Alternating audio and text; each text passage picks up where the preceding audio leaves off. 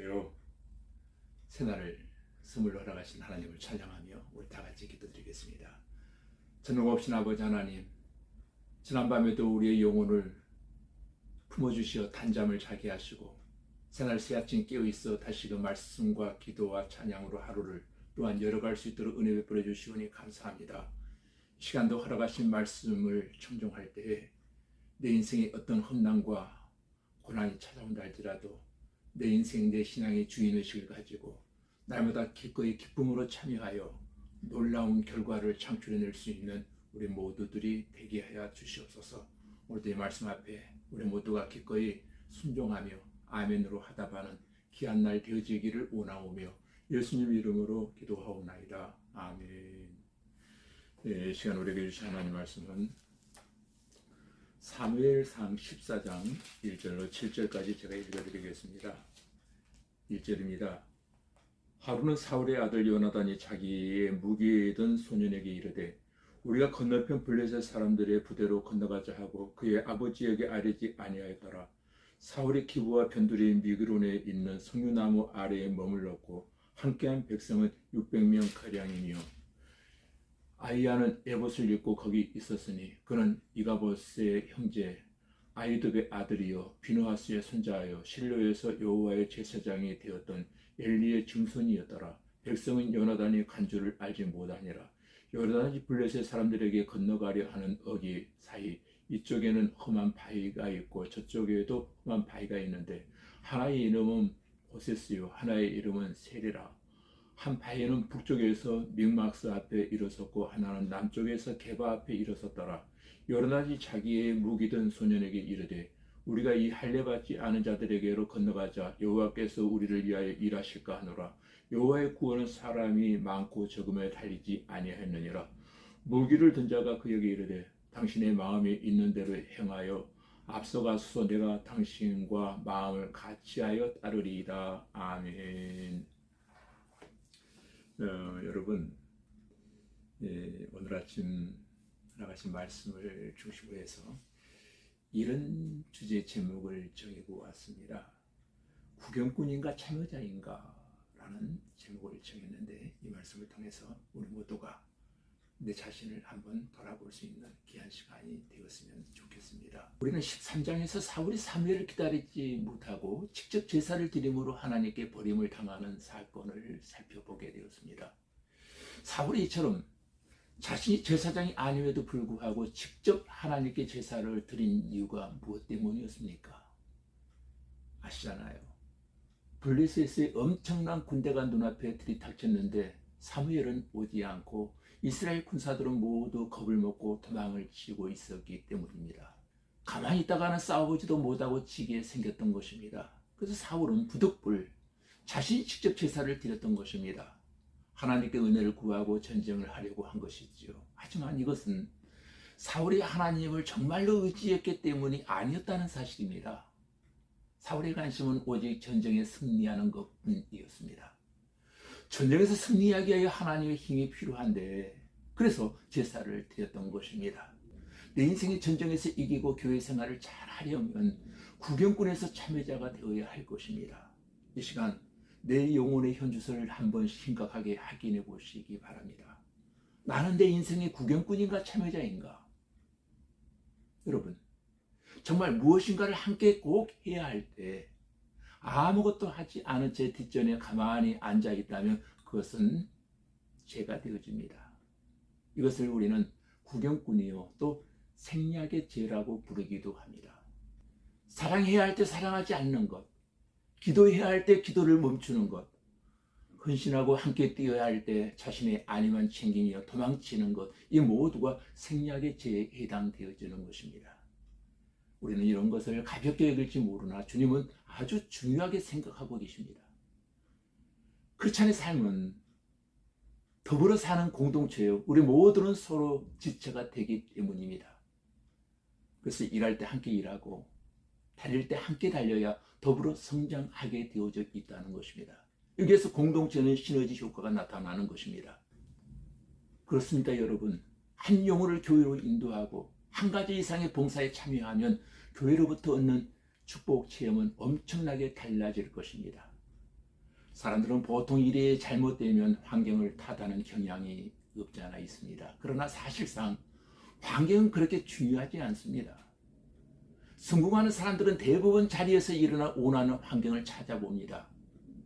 그래서 원하는 환경을 찾지 못하면 본인 스스로 원하는 환경을 만들어내고야 맙니다. 그처럼 일이 되기만 기다리지 않고 일이 되도록 일어서는 사람이 인생 전쟁에서 최종 승리자가 될 것이고, 이런 의식이 바로 참여자 정신이라고 우리는 말할 수 있을 것입니다. 여러분, 3절 말씀을 보면 아무도 요나단이 블레셋 진영으로 간 것을 몰랐습니다. 그처럼 수만 명이 진치는 적진에 오직 2명만이 뛰어드는 것은 만용처럼 느껴지곤 합니다.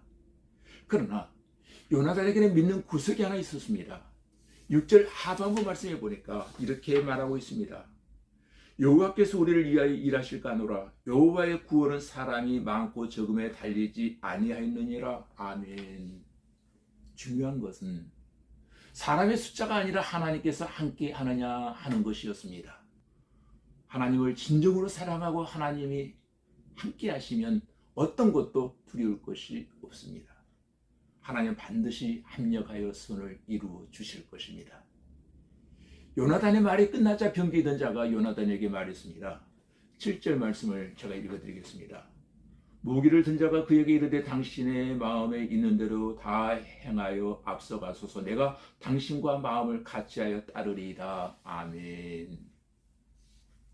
죽을 줄 뻔히 알면서도 왕자님 무모한 일입니다 라고 한마디도 하지 아니하고 당신 뜻대로 하소서. 저도 함께 하겠습니다. 참여하겠다는 것이죠. 병기든 소년이 이렇게 말했을 때 요나단이 얼마나 큰 격려가 되고 위로가 되었을까요? 여러분, 어려움을 겪고 있을 때 누군가가 믿음의 말과 사랑의 후원을 해준다면 얼마나 큰 격려가 되는지 모릅니다. 차를 오래 몰면 바퀴에 바람이 빠집니다. 그때 바람을 넣어주어야 안전합니다. 그처럼 아무리 믿음이 좋은 사람도 바람이 빠질 때가 없잖아 있잖아요. 그때 내 영혼의 생명에 바람을 넣어주어야 합니다. 어떻게 영혼의 생명에 바람을 넣습니까? 2가지 방법이 있습니다. 하나는 성령님을 통한 방법이고, 또 하나는 사람의 격려를 통한 방법입니다. 우리는 그런 후원자들이 되어야 할 줄로 믿습니다. 신앙생활에서 누군가가 날 성원해주고 날 위해 기도해준다는 사실이 얼마나 중요한지 모릅니다. 그런 성원과 기도가 있다면 세상 살기가 그렇게 힘들지는 않습니다. 하나님의 일을 혼자 할 수 없고 동역자가 꼭 필요합니다. 함께 할 수 있는 사람 말입니다. 동역자의 조용한 격려와 후원은 영혼을 일으키고 세상을 바꾸는 힘이 되어줍니다.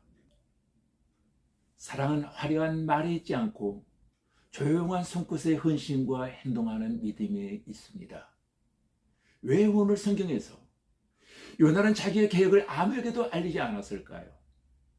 만약 그랬으면 사람들이 안 된다, 무모한 일이다 라고 하며 힘을 빼버리고 말았을 것입니다. 비전의 장벽도 높은데 부정적인 말까지 들리게 되면 역사는 전혀 그곳에 일어나지 않게 되고 힘들게 되어질 것입니다. 그러므로 비전을 너무 가볍게 발설하지 말아야 합니다. 비전은 대개 현재의 처지로 달성하기 힘든 목표이기에 비전을 가볍게 발설하면 반드시 부정적인 피드백이 쳐들어오기 시작합니다.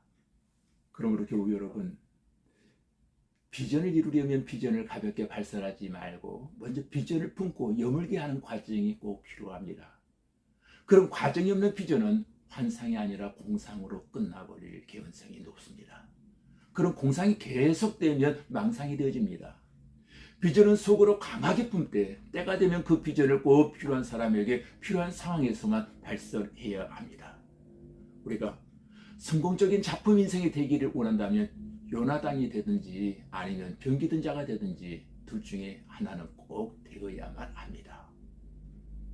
한 사람이 변화되고 일어서면 세상도 변화되고 일어설 수 있습니다. 한 사람이 굉장히 중요합니다. 그런 변화의 초석이 되려고 하나님께서 우리에게 재능과 소유와 지혜도 주시고 교회의 일도 하나님이 맡겨 주셨습니다. 그 일을 힘든 의무로 생각하지 말고 하나님 주신 소중한 특권으로 알고 감사하며 여러분 참여자 정신으로 무장하여 감당해야 할 것입니다. 하나님은 우리를 통해 놀라운 일을 이루시기를 정말로 기대하시고 기다리십니다. 그 일을 하지 아니하면 하나님도 안타깝게 생각하지만 자신도 좌절하게 되어집니다. 하나님은 나쁘게 행동하는 것보다 좋은 일에 나서지 않는 것을 더 안타깝게 생각하신다는 사실을 꼭 기억하십시오. 나쁜 일을 하는 것도 비극이지만 더 큰 비극은 좋은 일을 하지 아니하고 가만히 구경꾼이 되어 앉아 있는 것입니다. 여러분 이제 소극적으로 지지 않으려고만 행동하지 말고 적극적으로 이기려고 참여하시고 행동하십시오. 그래서 요나단과 병기든 소년처럼 석류나무 아래서 벗어나 문제의 장벽을 타고 올라가 문제를 꼭 극복하고 내 인생의 전쟁에서 날마다 승리하는 저와 여러분 모두가 되어지기를 주님의 이름으로 기도드립니다. 다 같이 우리 기도하겠습니다. 아버지 하나님, 우리는 교회에서나 신앙 삶을 통해서 구경꾼이 되지 말고 참여자가 되게 하여 주시옵소서. 한 영혼을 교회로 인도하고 한 가지 이상의 봉사에 참여할 수 있게 하시고 주어진 환경을 탓하지 말고 원하는 환경을 만들어낼 수 있는 아버지 하나님 믿음의 건속들이 다 되어지기를 원합니다. 우리 모두가 성령의 도구로 쓰임받는 참여자 정신으로 무장한 성도들이 되어지기를 원합니다. 하나님 우리를 통해 놀라운 일을 이루시기를 원하시는 줄을 믿사오니 요나단과 병기든 소년처럼 석류나무 아래에서 벗어나 문제의 장벽을 타고 올라가 문제를 극복하고 내 인생의 전쟁에서 승리한 것처럼 우리 그렇게 쓰임받는 하나님의 종들이 다 되게 하여 주시옵소서. 오늘이 바로 승리의 날이 되어질 줄로 믿사오며 예수님 이름으로 기도하옵나이다. 아멘.